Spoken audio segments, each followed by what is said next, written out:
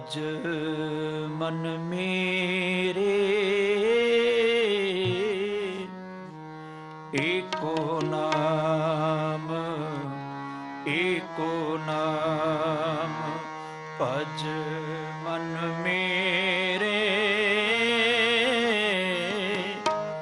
एको नाम एको नाम एको नाम एको नाम भज मन मेरे एको नाम एको नाम जी तेरे के जी तेरे के आवे काम भज मन मेरे एको नाम भज मन मेरे एको नाम एको नाम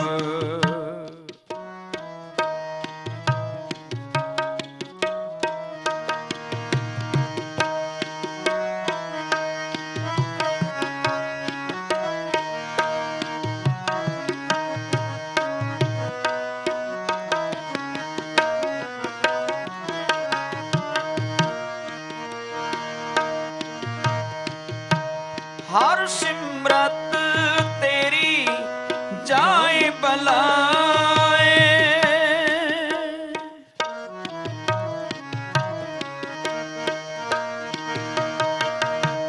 हर सिमरत तेरी जाए बलाए सर्ब कल्याण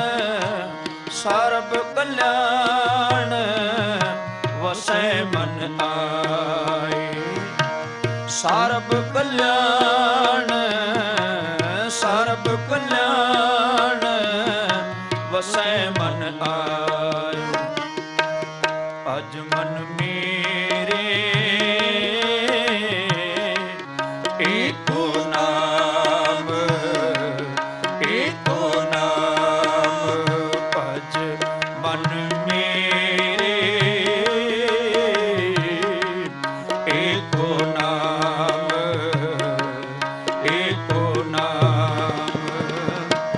जी तेरे कै आवे काम भज मन मेरे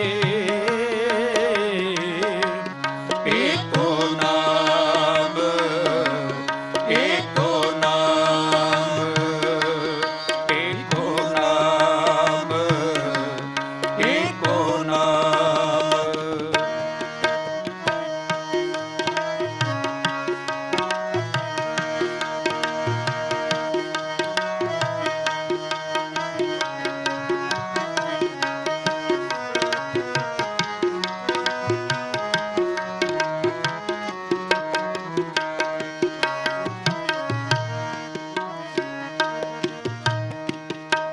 रैण दिनस गुण गाओ अनंता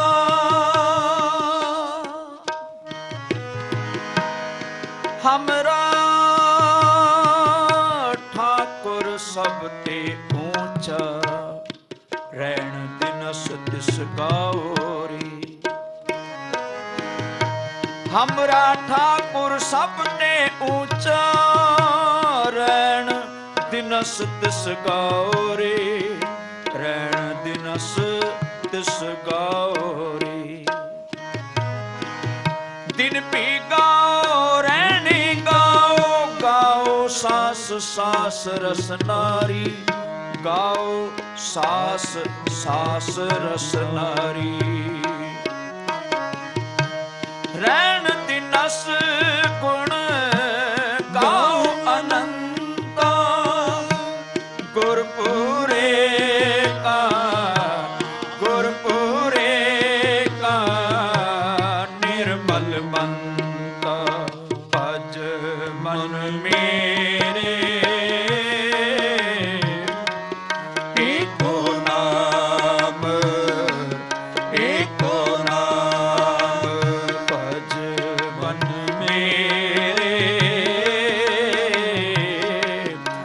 एको नाम, एको नाम।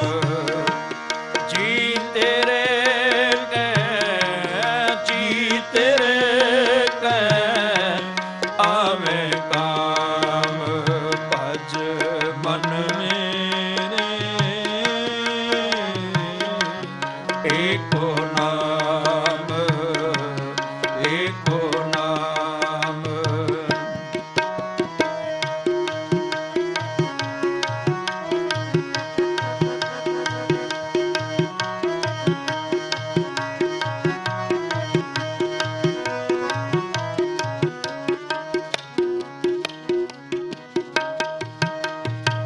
छोट उपाव एक टेक राख,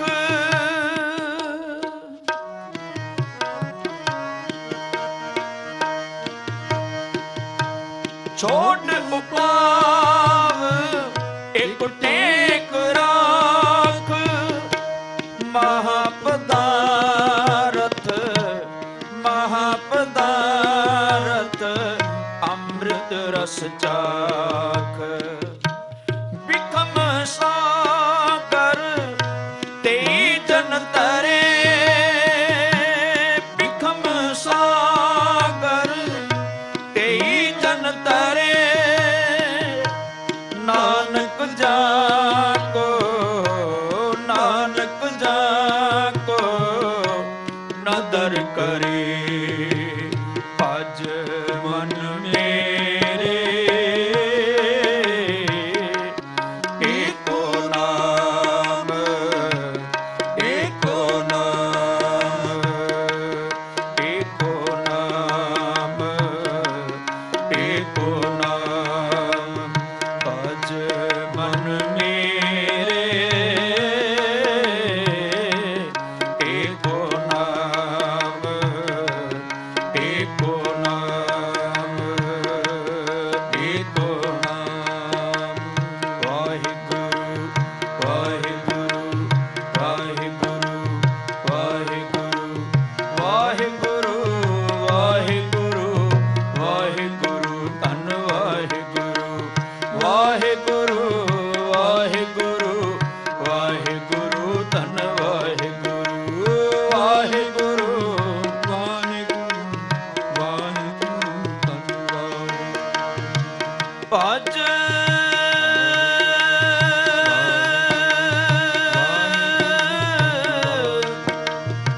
मन मेरे,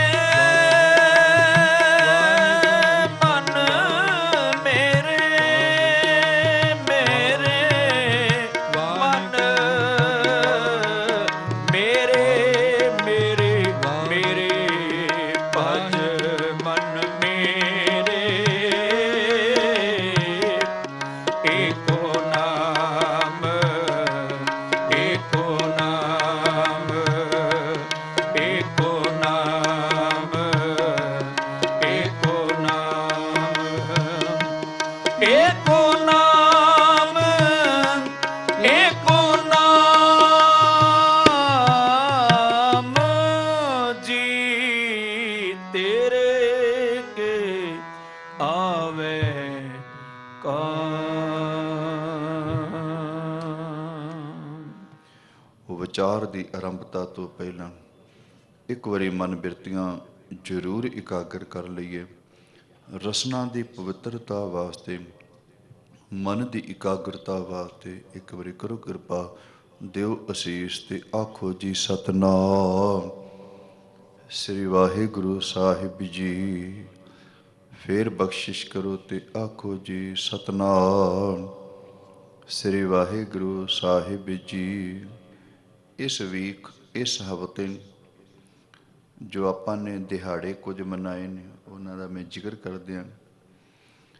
ਇੱਕ ਤੇ ਅਸੀਂ ਦਿਹਾੜਾ ਮਨਾਇਆ ਸੀ, ਹਰਿਮੰਦਰ ਸਾਹਿਬ ਦੀ ਨੀਂਹ ਪੱਥਰ ਰੱਖੀ ਗਈ ਸੀ ਇਸ ਵੀਕ। ਦੂਸਰਾ 14 ਤਰੀਕ ਨੂੰ ਮਾਘੀ ਦੀ ਸੰਗਰਾਮ, ਜਿਹਦਾ ਬਹੁਤ ਭਾਰੀ ਮਹੱਤਵ ਸਿੱਖ ਇਤਿਹਾਸ ਦੇ ਵਿੱਚ, ਸਨਾਤਨ ਧਰਮ ਵਾਲਿਆਂ ਦੇ ਧਰਮ ਦੇ ਵਿੱਚ ਮੰਨਿਆ ਗਿਆ। ਤੇ ਇਸੇ ਮਾਘੀ ਦੀ ਸੰਗਰਾਂਦ ਵਾਲੇ ਦਿਨ ਅਸੀਂ ਆਪਣੇ ਸ਼ਹੀਦਾਂ ਨੂੰ ਯਾਦ ਕਰਦੇ ਹਾਂ, ਜਿਨ੍ਹਾਂ ਨੂੰ 40 ਮੁਕਤੇ ਆਖਿਆ ਗਿਆ, ਜਿਨ੍ਹਾਂ ਨੂੰ ਮਹਾਰਾਜ ਜੀ ਨੇ ਮਾਘੀ ਵਾਲੇ ਦਿਨ, ਸੰਗਰਾਂਦ ਵਾਲੇ ਦਿਨ ਟੁੱਟੀ ਗੰਢਣ ਦਾ ਖਿਤਾਬ ਦਿੱਤਾ ਸੀ। ਭਾਵ ਉਹ ਗੁਰਮੁਖ ਪਿਆਰੇ ਜਿਹੜੇ ਗੁਰੂ ਨੂੰ ਬੇਦਾਵਾ ਲਿਖ ਕੇ ਦੇ ਗਏ ਸਨ, ਉਹਨਾਂ ਨੂੰ ਮਹਾਰਾਜ ਜੀ ਨੇ ਫਿਰ ਗੁਰੂ ਨਾਨਕ ਦੇ ਘਰ ਦੇ ਨਾਲ ਜੋੜਿਆ, ਭਾਵ ਮੁਕਤ ਕੀਤਾ। ਟੁੱਟੀ ਗੰਢੀ ਸੀ। ਉਹ ਦਿਹਾੜਾ ਵੀ ਆਪ ਸੰਗਤਾਂ ਨੇ ਇਸ ਵੀਕ ਮਨਾਇਆ। ਚਲੋ ਵੀਕ ਦੇ ਵਿੱਚ ਤੁਸੀਂ ਸਮਾਂ ਨਹੀਂ ਕੱਢ ਸਕਦੇ ਕਿਉਂਕਿ ਵਰਕਿੰਗ ਡੇ ਨਹੀਂ ਆਇਆ ਜਾਂਦਾ, ਪਰ ਐਤਵਾਰ ਵਾਲੇ ਦਿਨ ਤੁਸੀਂ ਉਚੇਚੇ ਤੌਰ ਤੇ ਪਹੁੰਚਦੇ ਹੋ। ਆਪਾਂ ਕੁਝ ਮਹੀਨੇ ਦੇ ਵਿਚਾਰ ਤੇ ਮੁਕਤਸਰ ਸਾਹਿਬ ਦਾ ਇਤਿਹਾਸ ਆਪ ਸੰਗਤਾਂ ਨਾਲ ਸਾਂਝਾ ਕਰਨਾ। ਮਨ ਬਿਰਤੀਆਂ ਜ਼ਰੂਰ ਇਕਾਗਰ ਕਰ ਲਈਏ। ਰਸਨਾ ਦੀ ਪਵਿੱਤਰਤਾ ਵਾਸਤੇ, ਮਨ ਦੀ ਇਕਾਗਰਤਾ ਵਾਸਤੇ ਇੱਕ ਵਾਰੀ ਕਰੋ ਕਿਰਪਾ, ਦਿਓ ਅਸੀਸ ਤੇ ਆਖੋ ਜੀ ਸਤਨਾਮ ਸ੍ਰੀ ਵਾਹਿਗੁਰੂ ਸਾਹਿਬ ਜੀ। ਫਿਰ ਬਖਸ਼ਿਸ਼ ਕਰੋ ਤੇ ਆਖੋ ਜੀ ਸਤਨਾਮ ਸ੍ਰੀ ਵਾਹਿਗੁਰੂ ਸਾਹਿਬ ਜੀ। ਮਾਘੀ ਦੀ ਸੰਗਰਾਂਦ ਸਨਾਤਨ ਧਰਮ ਦੇ ਵਿੱਚ ਜਦੋਂ ਤੁਸੀਂ ਇਤਿਹਾਸ ਪੜ੍ਹੋਗੇ ਨਾ, ਉਹਨਾਂ ਦਾ ਮੰਨਣਾ ਹੈ ਵੀ ਮਾਘ ਦੀ ਸੰਗਰਾਂਦ ਤੇ ਜਿਹੜਾ ਤ੍ਰਿਵੈਣੀ ਤੇ ਇਸ਼ਨਾਨ ਕਰਦਾ ਨਾ, ਤ੍ਰਿਵੈਣੀ, ਉਹਨੂੰ ਬਹੁਤ ਵੱਡਾ ਭਾਰੀ ਫਲ ਮਿਲਦਾ, ਉਹਦੇ ਪਾਪ ਕੱਟੇ ਜਾਂਦੇ ਨੇ, ਉਹ ਮੁਕਤ ਹੋ ਜਾਂਦਾ। ਜਿਹੜਾ ਮਾਘੀ ਦੀ ਸੰਗਰਾਂਦ ਵਾਲੇ ਦਿਨ ਇਸ਼ਨਾਨ ਕਰ ਤੇ ਤ੍ਰਿਵੈਣੀ ਅਸਥਾਨ ਤੁਹਾਨੂੰ ਪਤਾ ਹੈ ਇਲਾਹਾਬਾਦ ਦੇ ਵਿੱਚ। ਧੰਨ ਗੁਰੂ ਗੋਬਿੰਦ ਸਿੰਘ ਮਹਾਰਾਜ ਜੀ ਨੇ ਵੀ ਆਪਣੀ ਰਸਨਾ ਤੋਂ ਕੁਝ ਬੋਲ ਉਚਾਰਨ ਕੀਤੇ ਨੇ ਤੇ ਉਹਦੇ ਵਿੱਚ ਜ਼ਿਕਰ ਹੈ, ਜਬ ਹੀ ਜਾਤ ਤ੍ਰਿਵੈਣੀ ਭਏ, ਧੰਨ ਗੁਰੂ ਗੋਬਿੰਦ ਸਿੰਘ, ਪੁੰਨ ਦਾਨ ਦਿਨ ਕਰਤ ਬਿਤੈ, ਤਹੀਂ ਪ੍ਰਕਾਸ਼ ਹਮਾਰਾ ਭਇਓ, ਪਟਨਾ ਸ਼ਹਿਰ ਵਿਖੇ ਭਵ ਲਾਇਓ। ਇਲਾਹਾਬਾਦ ਦੇ ਵਿੱਚ ਉਹ ਅਸਥਾਨ ਹੈ, ਸਨਾਤਨ ਧਰਮ ਦਾ ਬਹੁਤ ਪਵਿੱਤਰ ਅਸਥਾਨ ਮੰਨਿਆ ਜਾਂਦਾ, ਜਿਹਨੂੰ ਤ੍ਰਿਵੈਣੀ ਆਖਿਆ ਗਿਆ। ਤ੍ਰਿਵੈਣੀ ਦੇ ਅਰਥ ਕੀਤੇ ਨੇ ਤਿੰਨ ਨਦੀਆਂ ਦਾ ਸੁਮੇਲ। ਇੱਥੇ ਤਿੰਨ ਨਦੀਆਂ ਇਕੱਠੀਆਂ ਹੁੰਦੀਆਂ ਨੇ ਇੱਕ ਜਗ੍ਹਾ ਤੇ, ਪਿੱਛੋਂ ਵੱਖਰੀਆਂ ਵੱਖਰੀਆਂ ਆ ਰਹੀਆਂ, ਇਸ ਜਗ੍ਹਾ ਤੇ ਮਿਲ ਜਾਂਦੀਆਂ। ਤਿੰਨ ਨਦੀਆਂ ਦੇ ਸੁਮੇਲ ਨੂੰ ਉਹਨਾਂ ਨੇ ਨਾਮ ਦਿੱਤਾ ਤ੍ਰਿਵੈਣੀ। ਉਹ ਤਿੰਨ ਨਦੀਆਂ ਕਿਹੜੀਆਂ ਨੇ? ਇੱਕ ਹੈ ਗੰਗਾ, ਜਮਨਾ ਤੇ ਸਰਸਵਤੀ। ਇਹ ਤਿੰਨ ਨਦੀਆਂ ਤੇ ਇਕੱਠੀਆਂ ਹੋ ਜਾਂਦੀਆਂ ਨੇ, ਉਹਨੂੰ ਤ੍ਰਿਵੈਣੀ ਆਖਿਆ। ਤੇ ਮਾਘੀ ਦੀ ਸੰਗਰਾਂਦ ਤੇ ਜਿਹੜਾ ਇੱਥੇ ਇਸ਼ਨਾਨ ਕਰਦਾ, ਮੈਂ ਸਨਾਤਨ ਧਰਮ ਦੀ ਗੱਲ ਕਰ ਰਿਹਾ, ਫਿਰ ਉਸੇ ਦੀ ਵਿਆਖਿਆ ਮੇਰੇ ਧੰਨ ਗੁਰੂ ਅਰਜਨ ਦੇਵ ਮਹਾਰਾਜ ਜੀ ਨੇ ਆਪਣੀ ਗੁਰਮਤ ਅਨੁਸਾਰ ਬਖਸ਼ਿਸ਼ ਕੀਤੀ। ਅਸੀਂ ਉਹਨੂੰ ਧਾਰਨ ਕਰਨਾ ਜੋ ਧੰਨ ਗੁਰੂ ਅਰਜਨ ਦੇਵ ਮਹਾਰਾਜ ਜੀ ਨੇ ਸਾਨੂੰ ਇਹ ਬਖਸ਼ਿਸ਼ ਕਰਕੇ ਇਸ਼ਨਾਨ ਦੀ ਗੱਲ ਸਮਝਾਈ। ਪਹਿਲਾਂ ਮੈਂ ਉਹਨਾਂ ਦਾ ਜ਼ਿਕਰ ਕਰ ਲਾਂ। ਉਹਨਾਂ ਦਾ ਮੰਨਣਾ ਹੈ ਵੀ ਮਾਘੀ ਦੀ ਸੰਗਰਾਂਦ ਹੋਵੇ ਤੇ ਤ੍ਰਿਵੈਣੀ ਅਸਥਾਨ ਤੇ ਬੰਦਾ ਜਾਏ, ਉੱਥੇ ਇਸ਼ਨਾਨ ਕਰੇ, ਉਹਦੇ ਪਾਪ ਕੱਟੇ ਜਾਂਦੇ ਨੇ, ਮੁਕਤ ਹੋ ਜਾਂਦਾ, ਬੜਾ ਭਾਰੀ ਫਲ ਮਿਲਦਾ ਜੀ, ਪੁੰਨ ਮਿਲਦਾ। ਤੇ ਮੇਰੇ ਧੰਨ ਗੁਰੂ ਅਰਜਨ ਦੇਵ ਮਹਾਰਾਜ ਜੀ ਨੇ ਜਦੋਂ ਮਾਘੀ ਦੀ ਸੰਗਰਾਂਦ ਆਈ ਤੇ ਸਾਰੀਆਂ ਸੰਗਤਾਂ ਹਰਿਮੰਦਰ ਸਾਹਿਬ ਮਹਾਰਾਜ ਜੀ ਦੇ ਦਰਸ਼ਨ ਕਰਨ ਵਾਸਤੇ ਆਈਆਂ।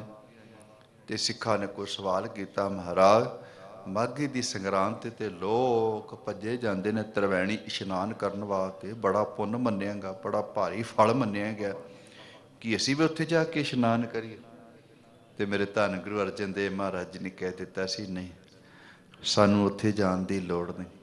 ਪੁੱਛਿਆ ਜੀ ਫਿਰ ਮਾਘੀ ਦੀ ਸੰਗਰਾਂਦ ਦੇ ਫਲ ਮਿਲੇ ਸਾਨੂੰ ਵੀ, ਅਸੀਂ ਵੀ ਮੁਕਤ ਹੋ ਜਾਈਏ, ਪਾਪ ਕੱਟੇ ਜਾਣ, ਦੱਸੋ ਕਿਹੜਾ ਇਸ਼ਨਾਨ ਕਰੀਏ? ਮਹਾਰਾਜ ਕਹਿਣ ਲੱਗੇ, ਆਓ ਤੁਹਾਨੂੰ ਮੈਂ ਦੱਸਾਂ, ਤੁਸੀਂ ਕਿਹੜਾ ਇਸ਼ਨਾਨ ਕਰਨਾ। ਤੇ ਸਨਾਤਨ ਧਰਮ ਵਾਲਿਆਂ ਨੇ 68 ਤੀਰਥਾਂ ਦਾ ਜ਼ਿਕਰ ਕੀਤਾ, ਉੱਥੇ ਜਿਹੜਾ ਇਸ਼ਨਾਨ ਕਰਦਾ ਪਾਪ ਕੱਟੇ ਜਾਂਦੇ। ਪਰ ਸਾਡੇ ਪਾਪ ਕਿਵੇਂ ਕੱਟੇ ਜਾਂਦੇ? ਸਾਨੂੰ ਗੁਰੂ ਅਰਜਨ ਦੇਵ ਮਹਾਰਾਜ ਜੀ ਨੇ ਕਿਹੜਾ ਇਸ਼ਨਾਨ ਦੱਸਿਆ? ਉਹ ਮਾਘੀ ਦੀ ਸੰਗਰਾਂਦ ਵਾਲੇ ਦਿਨ ਮਹਾਰਾਜ ਜੀ ਨੇ ਦੱਸੇ।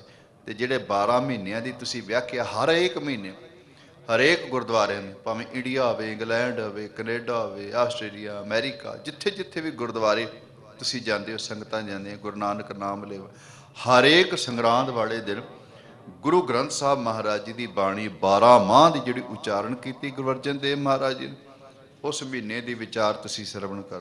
ਤੇ ਸਾਡੇ ਅੰਦਰ ਦੀ ਭਾਵਨਾ ਹੈ, ਅੰਦਰ ਸ਼ਰਧਾ ਹੈ ਵੀ ਚਲੋ ਜੇ ਰੋਜ਼ ਗੁਰਦੁਆਰੇ ਨਹੀਂ ਜਾਇਆ ਜਾਂਦਾ ਤੇ ਘੱਟੋ ਘੱਟ ਸੰਗਰਾਂਦ ਵਾਲੇ ਦਿਨ ਤੇ ਜ਼ਰੂਰ ਜਾਣਾ ਚਾਹੀਦਾ। ਮੈਂ ਤੇ ਇਹ ਬੇਨਤੀ ਕਰਿਆ ਕਰਦਾ, ਮਸਕੀਨ ਸਾਹਿਬ ਵੀ ਕਹਿੰਦੇ ਸੀ ਭਾਈ ਨਹੀਂ ਕੱਲਾ ਸੰਗਰਾਂਦ ਵਾਲੇ ਦਿਨ ਹੀ ਮੱਥਾ ਟੇਕਣ ਨਹੀਂ ਆਉਣਾ ਗੁਰਦੁਆਰੇ, ਰੋਜ਼ ਆਇਆ ਕਰ, ਕਿਉਂਕਿ ਰੋਜ਼ ਭੋਜਨ ਛਕਦਾ ਤੇ ਤੇਰਾ ਸਰੀਰ ਚੱਲਦਾ। ਕਦੀ ਅਸੀਂ ਇਹ ਵੀ ਕਿਹਾ ਵੀ ਚਲੋ ਜੀ ਸੰਗਰਾਂਦ ਵਾਲੇ ਦਿਨ ਲੰਗਰ ਛਕ ਲਿਆ, ਹੁਣ ਅਗਲੀ ਸੰਗਰਾਂਦ ਤੇ ਛਕਾਂਗੇ, ਨਹੀਂ ਗੁਜ਼ਾਰਾ ਨਾ। ਜਿਵੇਂ ਭੋਜਨ ਰੋਜ਼ ਛਕਦੇ ਆ, ਮਹਾਰਾਜ ਕਹਿਣ ਲੱਗੇ ਇਹਨੇ ਕਿਆ ਕਰੇ ਕਿ ਸੰਗਰਾਂਦ ਵਾਲੇ ਦਿਨ ਹੀ ਗੁਰੂ ਘਰ ਜਾਣਾ ਔਰ ਰੋਜ਼ ਪਰਮਾਤਮਾ ਦੇ ਨਾਮ ਦਾ ਭੋਜਨ ਛਕਿਆ ਕਰ। ਰੋਜ਼ ਰੋਜ਼ ਤੂੰ ਗੁਰੂ ਘਰ ਵਿੱਚ ਜਿੰਨਾ ਸਮਾਂ ਮਿਲਦਾ ਆਇਆ ਕਰ, ਘਰ ਵਿੱਚ ਹੀ ਬਹਿ ਕੇ ਬਾਣੀ ਦਾ ਜਾਪ ਕਰ ਲਿਆ ਕਰ। ਖੈਰ ਮਹਾਰਾਜ ਜੀ ਨੇ ਫਿਰ ਸਾਨੂੰ ਦੱਸਿਆ, ਕਹਿਣ ਲੱਗੇ ਸਿੱਖਾ ਤੂੰ ਕਿਹੜਾ ਇਸ਼ਨਾਨ ਕਰਨਾ, ਤੂੰ ਕਿਹੜੀ ਤ੍ਰਿਵੈਣੀ ਤੇ ਜਾਣਾ, ਤੂੰ ਕਿਹੜੇ 68 ਤੀਰਥਾਂ ਤੇ ਜਾ ਕੇ ਇਸ਼ਨਾਨ ਕਰਨਾ।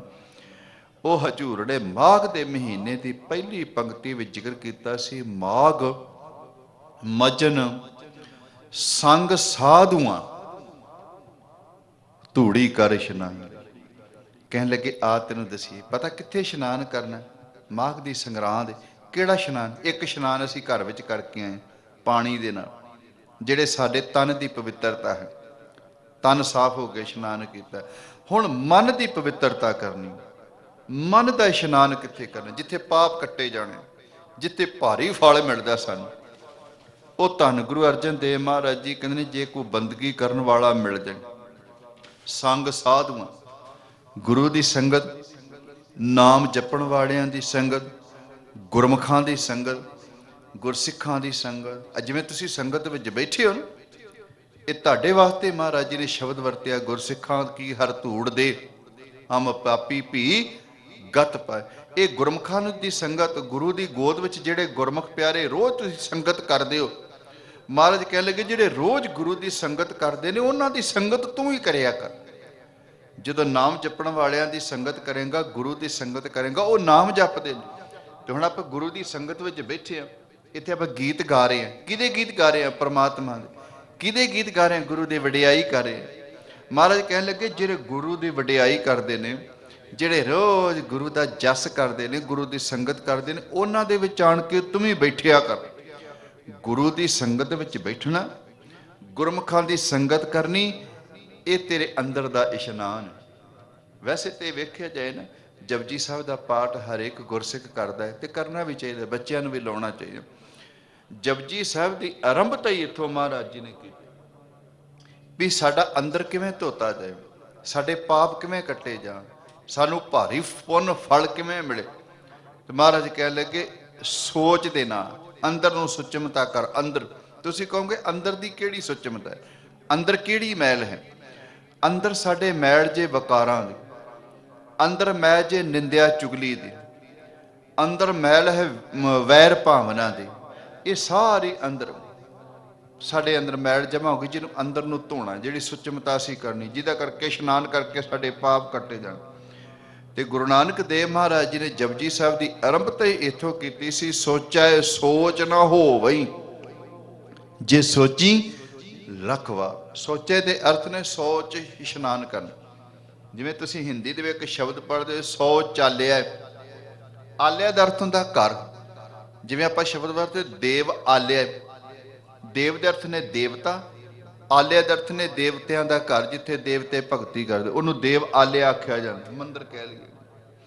ਇੱਕ ਸ਼ਬਦ ਵਰਤਦੇ ਆਪਾਂ ਵਿਦ ਆਲਿਆ, ਵਿਦ ਦੇ ਅਰਥ ਨੇ ਵਿਦਿਆ, ਆਲਿਆ ਦੇ ਅਰਥ ਨੇ ਘਰ, ਜਿੱਥੋਂ ਵਿਦਿਆ ਮਿਲਦੀ। ਉਹ ਘਰ ਕਿਹੜਾ? ਸਕੂਲ ਹੈ, ਪਾਠਸ਼ਾਲਾ, ਉਹਨੂੰ ਵਿਦਿਆਲਿਆ ਵੀ ਆਖਿਆ ਜਾਂਦਾ, ਜਿੱਥੋਂ ਅਸੀਂ ਵਿਦਿਆ ਜਾ ਕੇ ਸਿੱਖਣੀ। ਇਸ ਤਰ੍ਹਾਂ ਦਾ ਇੱਕ ਸ਼ਬਦ ਲਿਖਿਆ ਹੁੰਦਾ ਸ਼ੌਚਾਲਿਆ। ਜਿਵੇਂ ਇੰਡੀਆ ਦੇ ਵਿੱਚ ਆਪਾਂ ਵੇਖਦੇ ਤੇ ਜਿੱਥੇ ਬੰਦੇ ਦੇ ਸਰੀਰ ਦੀ ਸੁਚਮਤਾ ਹੈ, ਉੱਥੇ ਜਾ ਕੇ ਬਾਹਰ ਲਿਖਿਆ ਹੁੰਦਾ ਸ਼ੌਚਾਲਿਆ, ਸਰੀਰ ਦੀ ਸ਼ੌਚਾਲਿਆ, ਸੁਚਮਤਾ। ਮਹਾਰਾਜ ਕਹਿਣ ਲੱਗੇ ਬਾਹਰ ਦੀ ਸੁਚਮਤਾ ਜ਼ਰੂਰੀ ਹੈ, ਉੱਥੇ ਨਾਲ ਨਾਲ ਅੰਦਰ ਦੀ ਸੁਚਮਤਾ ਵੀ ਜ਼ਰੂਰੀ। ਤੇ ਸਨਾਤਨ ਧਰਮ ਵਾਲਿਆਂ ਨੇ ਕਹਿ ਦਿੱਤਾ ਸੀ ਜੇ ਸੁੱਚਾ ਹੋਣਾ ਹੈ, ਜੇ ਪਾਪਾਂ ਤੋਂ ਮੁਕਤ ਹੋਣਾ ਤੇ ਫਿਰ 68 ਤੀਰਥਾਂ ਤੇ ਇਸ਼ਨਾਨ ਕਰਿਆ ਕਰ।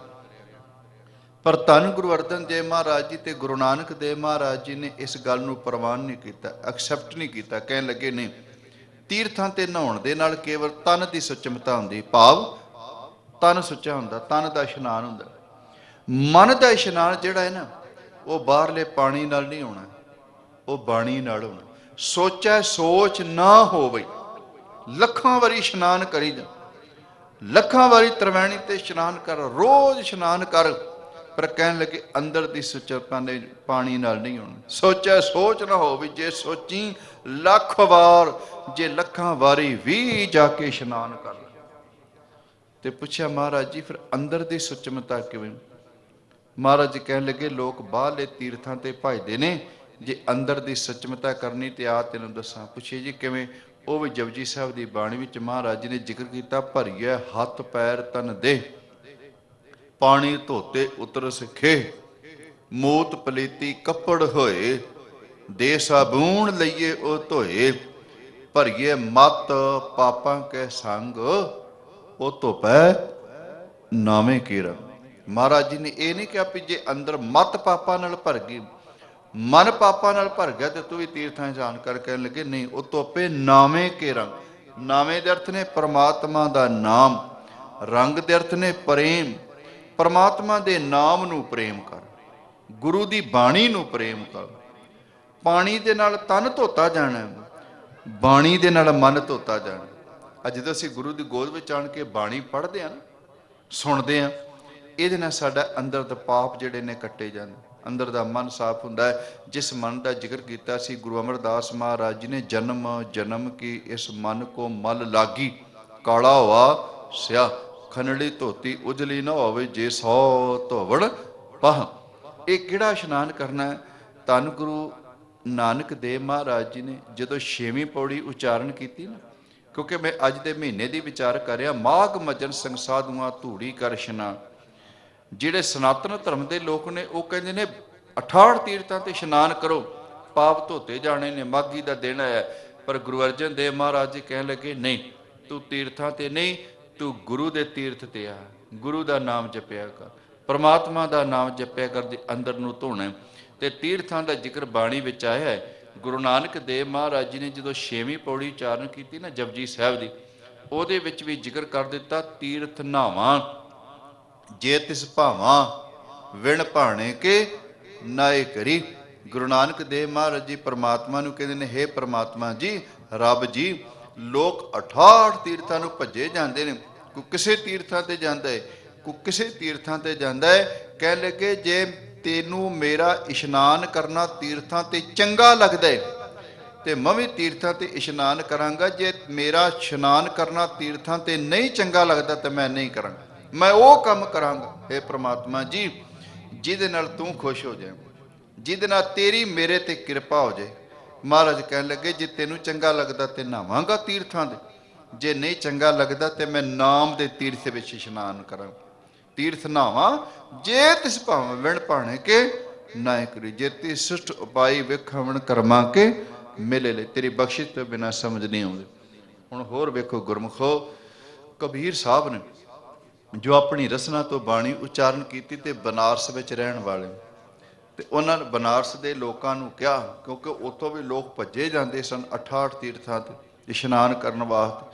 ਤੇ ਕਬੀਰ ਸਾਹਿਬ ਕਹਿਣ ਲੱਗੇ, ਭਲਿਓ ਕੀ ਮਿਲਦਾ ਜਾ ਕੇ ਗੰਗਾ ਤੇ ਇਸ਼ਨਾਨ ਕਰਨ ਦੇ ਨਾਲ? ਕਹਿਣ ਲੱਗੇ ਪਾਪ ਕੱਟੇ ਜਾਂਦੇ, ਬੰਦਾ ਮੁਕਤ ਹੋ ਜਾਂਦਾ। ਤੇ ਕਬੀਰ ਸਾਹਿਬ ਨੇ ਬੜੀ ਸੋਹਣੀ ਉਦਾਹਰਨ ਦਿੱਤੀ।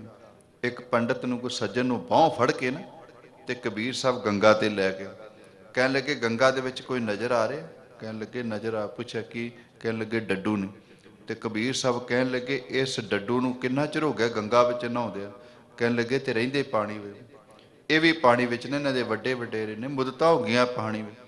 ਤੇ ਕਬੀਰ ਸਾਹਿਬ ਕਹਿਣ ਲੱਗੇ ਇਹ ਡੱਡੂ ਮੁਕਤ ਹੋ ਗਿਆ? ਕਹਿਣ ਲੱਗੇ ਨਹੀਂ, ਇਸੇ ਤਰ੍ਹਾਂ ਜੂਨਾਂ ਵਿੱਚ ਆਏ ਜਾਂਦੇ। ਤੇ ਕਬੀਰ ਸਾਹਿਬ ਕਹਿਣ ਲੱਗੇ ਭਲਿਆ ਜੇ ਗੰਗਾ ਤੇ ਨਹਾਉਣ ਦੇ ਨਾਲ ਡੱਡੂ ਮੁਕਤ ਨਹੀਂ ਹੋਇਆ ਤੇ ਤੂੰ ਕਿੱਥੋਂ ਮੁਕਤ ਹੋ ਜਾ? ਤੇ ਪੁੱਛਿਆ ਕਬੀਰ ਸਾਹਿਬ ਤੁਸੀਂ ਕਹਿਣਾ ਕੀ ਚਾਹੁੰਦੇ? ਕਹਿਣ ਲੱਗੇ ਠੀਕ ਹੈ, ਗੰਗਾ ਤੇ ਇਸ਼ਨਾਨ ਕਰਦੇ ਹੋ ਤਨ ਸਾਫ਼ ਹੁੰਦਾ ਹੈ, ਪਰ ਜੇ ਮੁਕਤੀ ਚਾਹੁੰਦੇ ਹੋ ਨਾ ਤੇ ਫਿਰ ਪਰਮਾਤਮਾ ਦਾ ਨਾਮ ਜਪਿਆ। ਵਾਹਿਗੁਰੂ ਦਾ ਨਾਮ ਜਿਹੜਾ ਸਾਨੂੰ ਮੁਕਤ ਕਰਦਾ ਹੈ ਨਾ ਕਿ ਠਾਠ। ਉਸੇ ਕਬੀਰ ਸਾਹਿਬ ਨੇ ਆਪਣੀ ਰਸਨਾ ਤੋਂ ਸ਼ਬਦ ਉਚਾਰਨ ਕੀਤਾ ਸੀ, ਅੰਤਰ ਮੈਲ ਜੇ ਤੀਰਥ ਨਹਾਵੈ ਤਿਸ ਬੈਕੁੰਠ ਨਾ ਜਾਣਾ, ਲੋਕ ਪਤੀਣੇ ਕਛੁ ਨ ਹੋਵੇ ਨਾਹੀ, ਰਾਮ ਇਆਣਾ ਪੂਜੋ ਰਾਮ ਏਕ ਹੀ ਦੇਵਾ, ਸਾਚਾ ਨਹਾਵਣ ਗੁਰ ਕੀ ਸੇਵਾ। ਮਾਘ ਮਜਣ ਸੰਗ ਸਾਧੂਆਂ ਧੂੜੀ ਕਰ ਇਸ਼ਨਾਨ, ਸਾਚਾ ਨਹਾਵਣ ਗੁਰ ਕੀ ਸੇਵਾ। ਜਲ ਕੇ ਮੱਜਨ, ਮੱਜਨ ਇਸ਼ਨਾਨ, ਮੱਜਨ ਦੇ ਅਰਥ ਨੇ ਇਸ਼ਨਾਨ। ਜੇ ਬਾਹਰ ਦੇ ਪਾਣੀ ਨਾਲ 68 ਤੀਰਥਾਂ ਤੇ ਇਸ਼ਨਾਨ ਕਰਨ ਦੇ ਨਾਲ ਮੁਕਤ ਹੋਣਾ। ਜਲ ਕੇ ਮੱਜਨ, ਜੇ ਗਤ ਹੋਵੇ ਨਿਤ ਨਿਤ ਮੇਂਢਕ ਨਹਾਵੇ। ਮੇਂਢਕ ਕਹਿੰਦੇ ਨੇ ਡੱਡੂ। ਕਹਿਣ ਲੱਗੋ ਭਲਿਆ ਤੂੰ ਤੇ ਸਾਲ ਬਾਅਦ ਮਾਘੀ ਤੇ ਇਸ਼ਨਾਨ ਕਰਨ ਆਉਣਾ, ਕੋਈ 6 ਮਹੀਨੇ ਬਾਅਦ ਇਸ਼ਨਾਨ ਕਰਨ ਆਉਂਦਾ।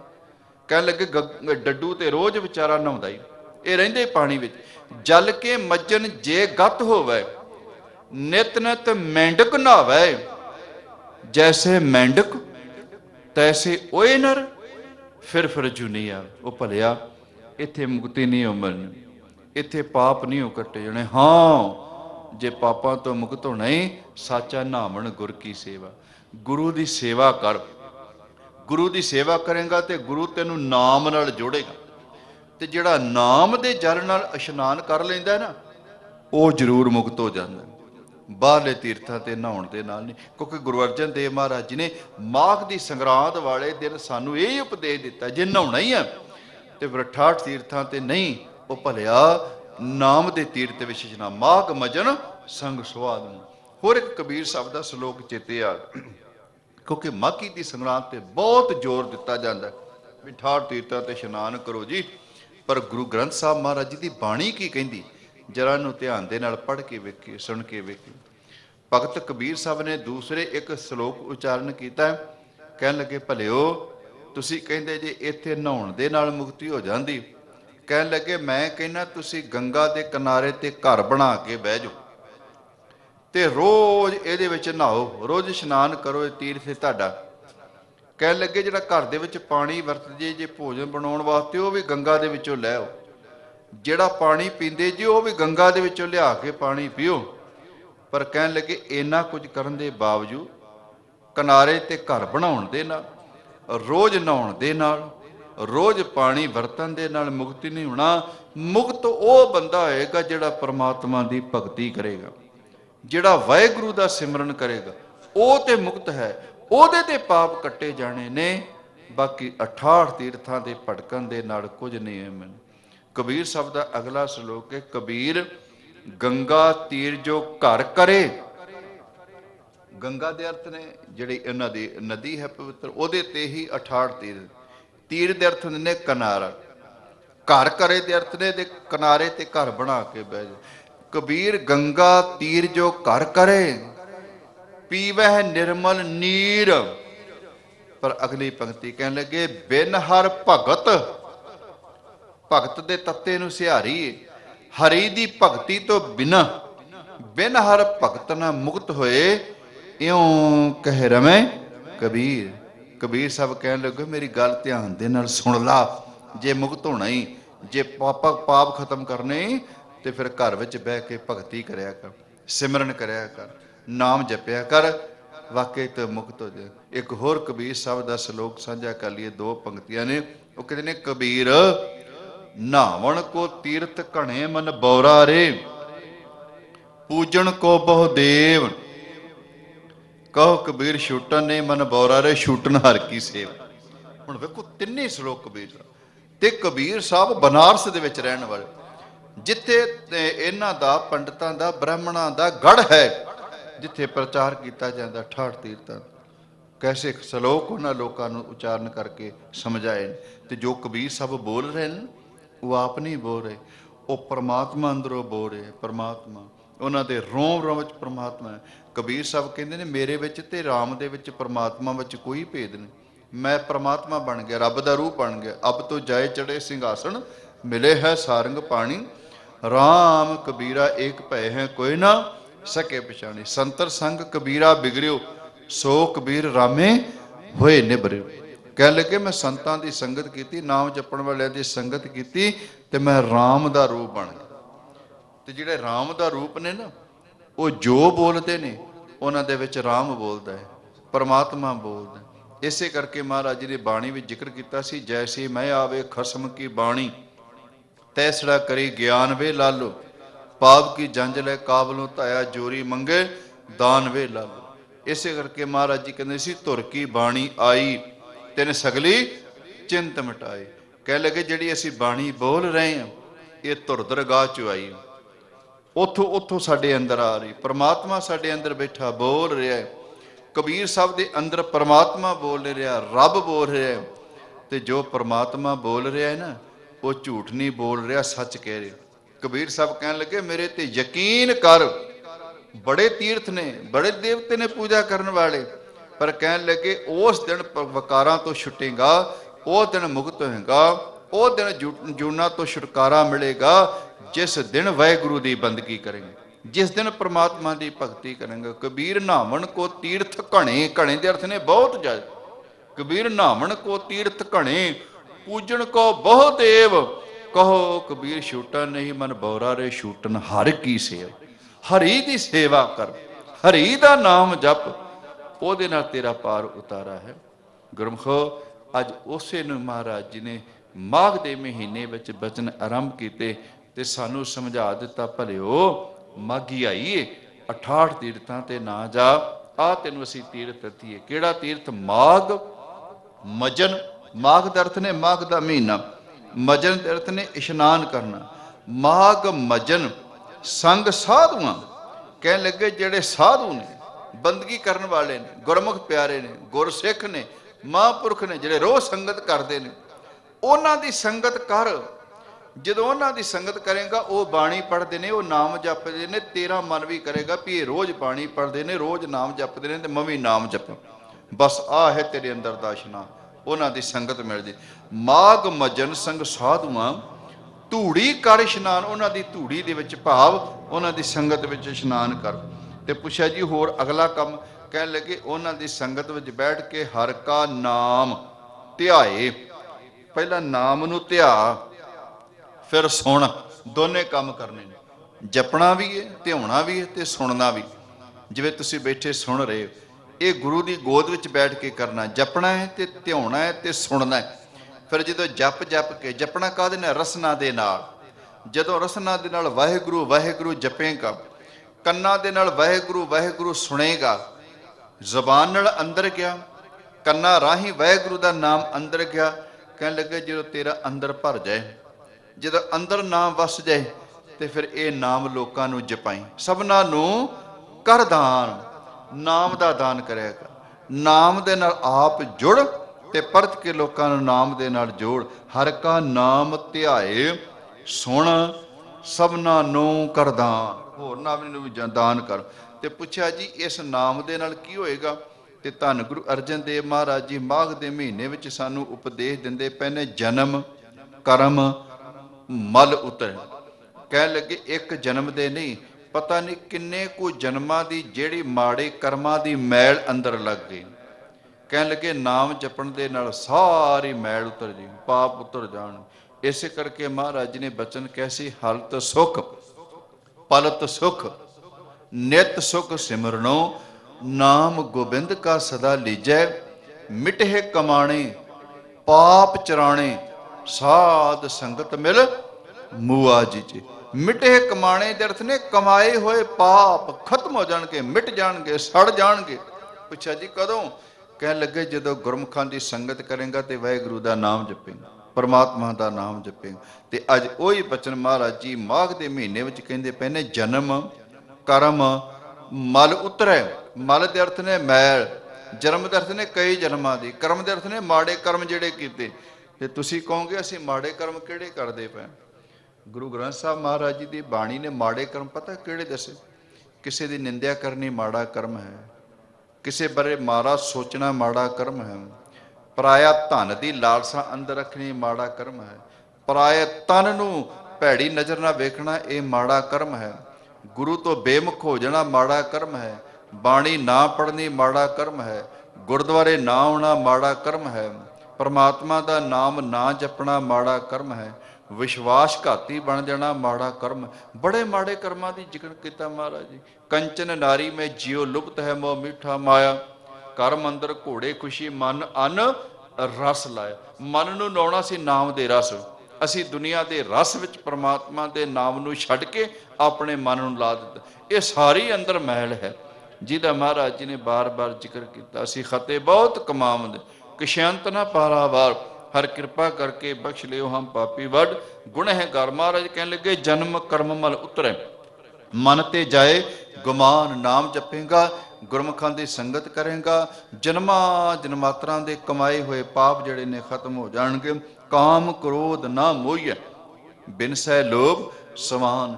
ਕਹਿਣ ਲੱਗੇ ਜਦੋਂ ਨਾਮ ਜਪੇਗਾ ਨਾ, ਕਾਮ ਤੋਂ ਖਹਿੜਾ ਛੁੱਟ ਜਾਏਗਾ, ਕ੍ਰੋਧ ਤੋਂ ਬਚ ਜਾਏਗਾ। ਲੋਭ, ਲੋਭ ਦੇ ਅਰਥ ਨੇ ਲਾਲਚ, ਸਵਾਨ ਦੇ ਅਰਥ ਨੇ ਕੁੱਤਾ। ਜਿਹੜਾ ਲੋਭ ਰੂਪੀ ਕੁੱਤਾ ਭੌਂਕਦਾ ਹੈ ਨਾ, ਕਹਿਣ ਲੱਗੇ ਉਹਦੇ ਤੋਂ ਵੀ ਖਹਿੜਾ ਛੁੱਟ ਜਾਏਗਾ। ਸੱਚੇ ਮਾਰਗ ਚੱਲਦਿਆਂ ਉਸਤਤ ਕਰੇ ਜਹਾਨ। ਕਹਿਣ ਲੱਗੇ ਸੱਚੇ ਮਾਰਗ ਤੇ ਚੱਲ। ਮਾਰਗ ਦੇ ਅਰਥ ਹੁੰਦਾ ਰਸਤਾ, ਸੱਚੇ ਦੇ ਅਰਥ ਨੇ ਸੱਚਾਈ ਦੇ ਰਸਤੇ ਤੇ ਚੱਲ, ਗੁਰੂ ਦਾ ਦੱਸਿਆ ਹੋਇਆ ਰਸਤਾ। ਤੇ ਗੁਰੂ ਦਾ ਦੱਸਿਆ ਹੋਇਆ ਰਸਤਾ ਕੀ ਹੈ? ਮਹਾਰਾਜ ਕਹਿੰਦੇ ਕਿ ਆਹ ਹੀ ਰਸਤਾ ਹੀ, ਅੰਮ੍ਰਿਤ ਵੇਲੇ ਉੱਠ ਇਸ਼ਨਾਨ ਕਰ, ਘਰ ਵਿੱਚ ਬਹਿ ਕੇ ਵਾਹਿਗੁਰੂ ਵਾਹਿਗੁਰੂ ਜਪ, ਬਾਣੀ ਪੜ੍ਹ, ਲੋਕਾਂ ਦਾ ਭਲਾ ਕਰ, ਗਰੀਬ ਦੀ ਮਦਦ ਕਰ, ਕਿਸੇ ਦਾ ਬੁਰਾ ਨਾ ਕਰ। ਇਹ ਗੁਰੂ ਦਾ ਦੱਸਿਆ ਹੋਇਆ ਰਸਤਾ ਹੈ। ਮਹਾਰਾਜ ਇਹੀ ਤਿੰਨ ਸਿਧਾਂਤ ਨੇ ਨਾ ਆਪਣੇ ਗੁਰਸਿੱਖੀ ਦੇ। ਕਿਰਤ ਕਰਨੀ, ਨਾਮ ਜਪਣਾ, ਇੱਕ ਅਗਲਾ ਕੰਮ ਹੋਰ ਕਰਨਾ, ਵੰਡ ਕੇ ਛਕਣਾ, ਭਾਵ ਕਿਸੇ ਦੀ ਮਦਦ ਕਰਨੀ। ਸੱਚੇ ਮਾਰਗ ਚੱਲਦੇ ਆ। ਜਦੋਂ ਗੁਰੂ ਦੇ ਮਾਰਗ ਤੇ ਚੱਲੇਗਾ ਨਾ, ਨਾਮ ਜਪੇਗਾ, ਬਾਣੀ ਪੜ੍ਹੇਗਾ, ਮਾੜੇ ਕੰਮ ਛੱਡ ਦੇਗਾ, ਉਸਤਤ ਕਰੇ ਜਹਾਨ।